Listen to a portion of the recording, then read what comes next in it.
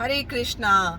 तो आज मैं अपने फ्रेंड्स का एक कंफ्यूजन दूर करने आई हूँ, और ये खाली कंफ्यूजन ही दूर आपका नहीं करेगा, ये आपको बहुत ही अच्छा नॉलेज देगा, बहुत ही अच्छा ज्ञान देगा, जो कि आपकी नॉलेज को इन्हेंस करेगा।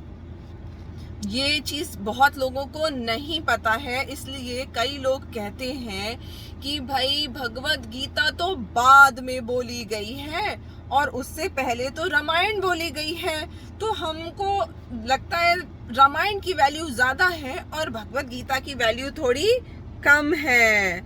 ऐसा कुछ नहीं है। देखिए, वैल्यू तो दोनों की ही एक समान है, दोनों ही चीज़ें हमें बहुत कुछ सिखाती हैं, किसी की वैल्यू कम ज्यादा नहीं हो सकती है।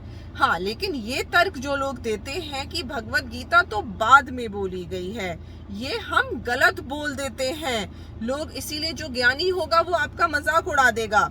अब आप भगवत गीता के चैप्टर 4 दिव्य ज्ञान जो है, ट्रांसेंडेंटल नॉलेज में भगवान कृष्ण ने पहले ही श्लोक में क्लियर किया है। ये क्या है? ट्रांसेंडेंटल नॉलेज है, दिव्य ज्ञान। चैप्टर का नाम ही यही है। भगवान कृष्ण क्या कहते हैं? मैं हिंदी का अनुवाद पढ़ूंगी स्ट्रेट अवे।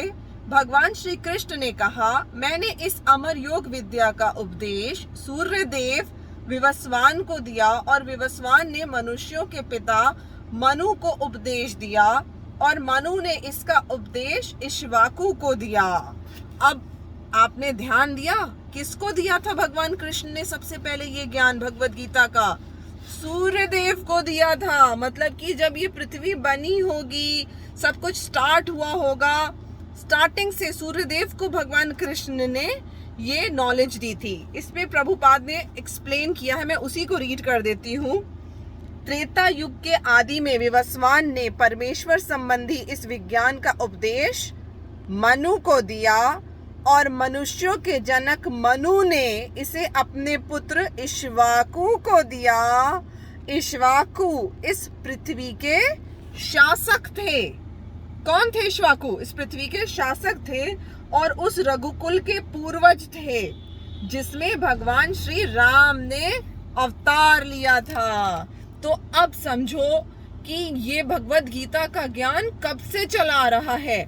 नेक्स्ट श्लोक में भगवान इसको एक्सप्लेन भी करेंगे कि ये गुरु शिष्य परंपरा द्वारा नीचे आया था, बट ड्यू टू इतना लंबा समय बीत गया था कि सोचिए, सतयुग बीता, फिर त्रेता युग बीता, फिर द्वापर युग आ गया है जिसमें भगवान कृष्ण गीता बोल रहे हैं। तो इतने लाखों करोड़ों साल बीत गए सतयुग और त्रेता युग को निकलने में, कि धीरे धीरे समय के साथ ये ज्ञान फिर से लुप्त हो गया था, गायब हो गया था। इसलिए दोबारा भगवान कृष्ण अर्जुन को बता रहे हैं, और ये बात बता रहे हैं कि ये तो मैंने पहले ही सूर्य देव को ज्ञान दिया था। तो ऐसा ये कभी मत सोचिए, हमारा ये सारा ज्ञान, चाहे वो रामायण हो, चाहे वो भगवत गीता हो, उसको सनातन इसीलिए कहा गया है क्योंकि वो किसी एक युग में स्टार्ट नहीं हुआ था या बोला नहीं गया था, वो बहुत ही पुराना है। इसमें एक बड़ी इंपॉर्टेंट टर्म आता है, उसको याद कर लीजिए। एक शब्द आता है इसमें जो प्रभुपाद ने एक्सप्लेन किया है, दैट इज अपौरुषेय। अपौरुषेय इसका मतलब है कि ये जो भगवत गीता का ज्ञान है, ये क्या है? ये अपौरुषेय है। इसे श्री भगवान ने कहा था, अतः यह ज्ञान अपौरुषेय है। ये किसी पुरुष द्वारा नहीं कहा गया है, ये बियॉन्ड है, भगवान से डायरेक्ट ये नॉलेज आपके लिए आई है, क्योंकि ये सभ्यता, ये समाज स्टार्ट होने से पहले ही उन्होंने आपको ये गाइड दे दी थी कि इसको पढ़ लो, इसको समझ लो और इसके अकॉर्डिंग चलो, तब तुमको रियलिटी पता चलेगी और तुम पैदा क्यों हुए हो, what is the purpose of your life, you will come to know everything. Hare Krishna.